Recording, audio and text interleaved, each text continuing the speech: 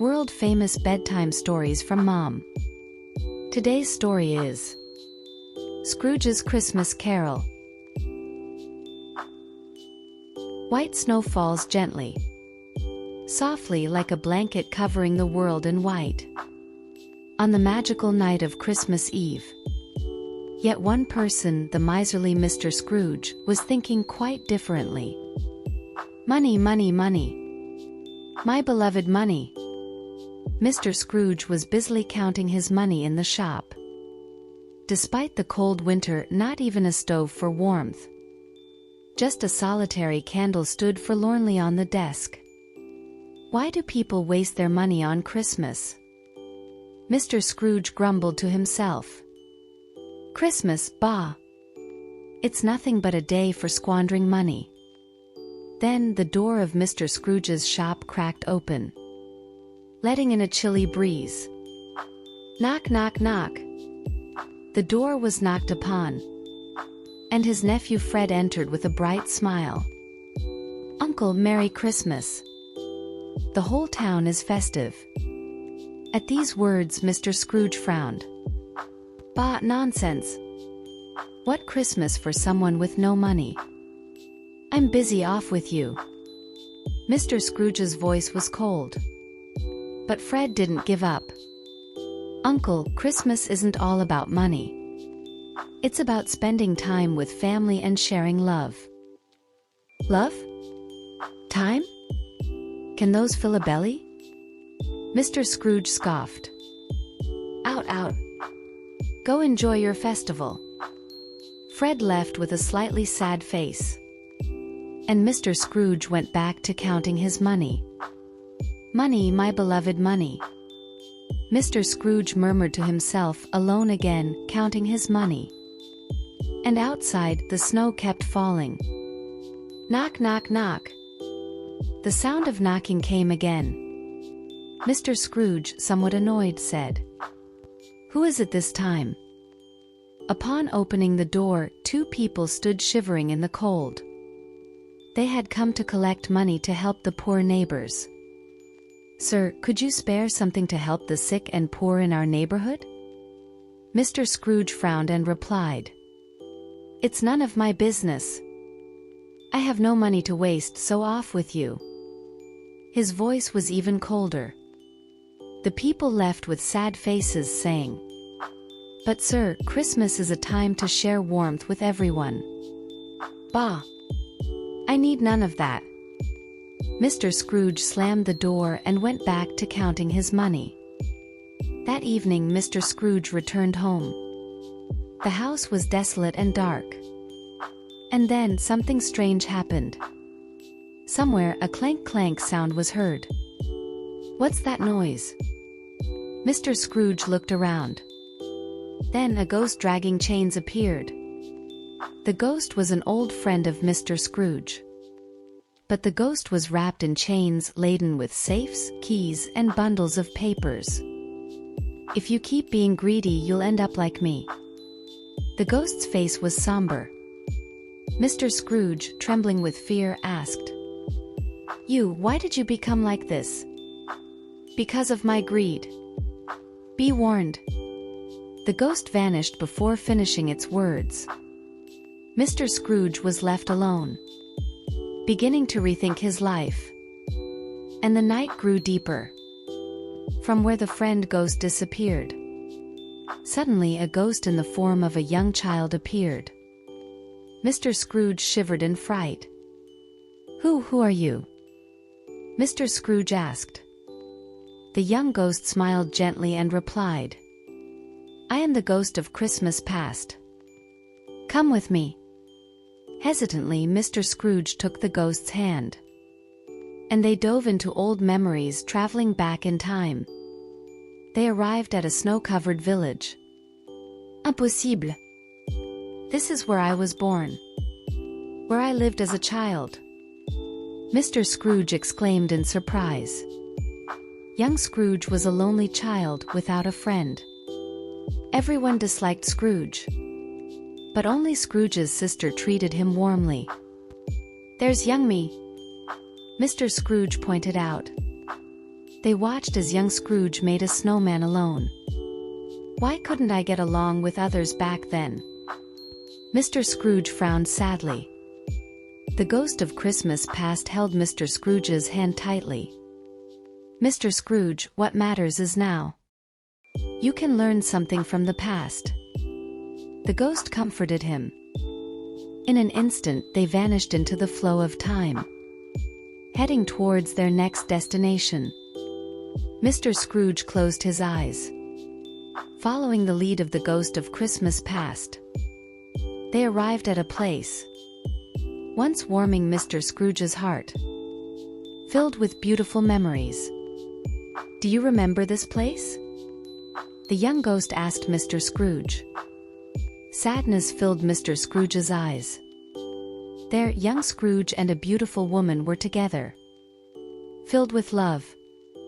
But hidden greed in Mr. Scrooge's heart drove that love away.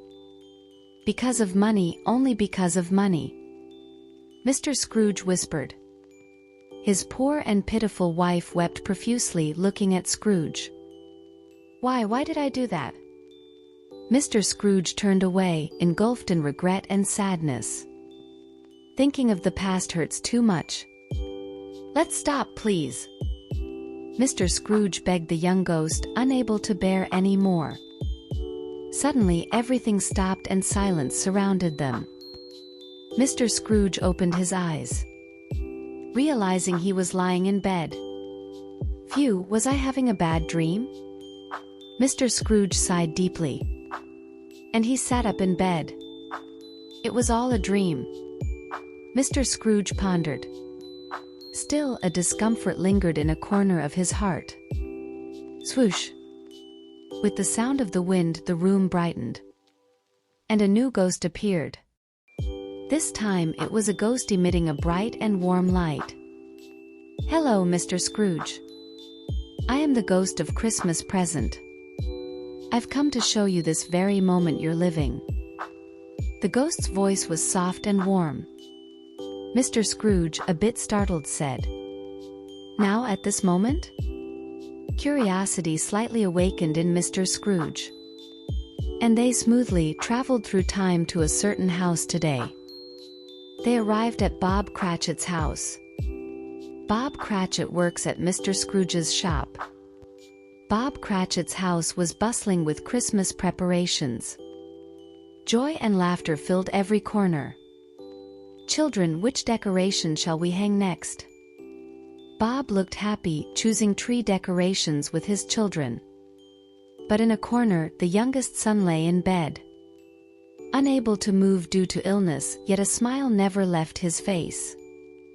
Dad, I want to get well by Christmas to celebrate with everyone. The family looked at him warmly, filled with the young son's hopeful words. Mr. Scrooge was moved by this scene. He deeply realized that money isn't everything. Next, the ghost of Christmas present took Mr. Scrooge to his nephew Fred's house. Fred's house was also full of life, preparing for Christmas. The family, though modest, sat warmly around the dinner table. Now let's all pray for Uncle Scrooge. May he find happiness. At Fred's words, everyone held hands and closed their eyes. Mr. Scrooge was surprised to see this. Despite how badly he had treated them, they were praying for him. Tears started to form in Mr. Scrooge's eyes. Can I also have such a warm heart? At that moment, Mr. Scrooge felt he could change too. With the ghost of Christmas present, they moved to the next location. And Mr. Scrooge's heart began to change little by little. Leaving Fred's house, Mr. Scrooge felt heavy-hearted. To think they prayed for me after how badly I treated them. Something started to stir deep within him. Amid the chilly wind, Mr. Scrooge reflected on his life. I want to give and receive love too. Can I change? He whispered quietly, wiping his tears with his sleeve. The true meaning of Christmas began to seep into his heart. Maybe I can start anew.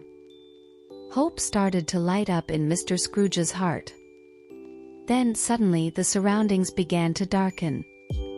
Shoo! With a cold voice, the third ghost appeared. I am the ghost of Christmas yet to come. Now I will show you your future. Mr. Scrooge, trembling with fear, followed the ghost. But his heart was shaking terribly. What will my future be like? Is there hope for me? The ghost took Mr. Scrooge to a dark and desolate place. There Mr. Scrooge faced his future. Wondering what future awaited him, Mr. Scrooge delved into deep thought. Last night that terrible miser died. Voices murmuring in the streets reached him. TSK, TSK, no one to attend his funeral. Exactly. He was greedy all his life, never knowing how to help others. Mr. Scrooge realized no one mourned his death. Surrounded by cold indifference, Mr. Scrooge's heart sank. Is this the legacy I leave behind? At that moment Mr. Scrooge realized. I'm going to die like this? No. I can't die this way. I'll change my heart from now on. He grasped the ghost's hand, pleading desperately. Please, ghost, give me one more chance. Mr. Scrooge cried bitterly, sincerely regretting his actions. It seemed his tears washed away greed and coldness. Suddenly everything stopped and Mr. Scrooge realized he was lying in bed. Was this a dream? No, it was an opportunity. Mr. Scrooge opened his eyes. Outside, Christmas morning sunlight twinkled. And the streets were lively with people's laughter and Christmas greetings.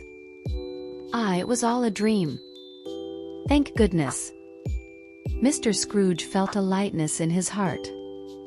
He opened the window wide and shouted to the playing children. Kids, Merry Christmas. Today is truly a joyful day. The children looked at Mr. Scrooge in surprise. But his face was now filled with a warm smile. He sent a large, plump turkey to Bob Cratchit's house. The card read, wishing Bob and his family a Merry Christmas and praying for his son's speedy recovery. On Christmas morning, Mr. Scrooge's heart was filled with love and hope. Mr. Scrooge's new beginning was not just a dream he had, but something that truly happened.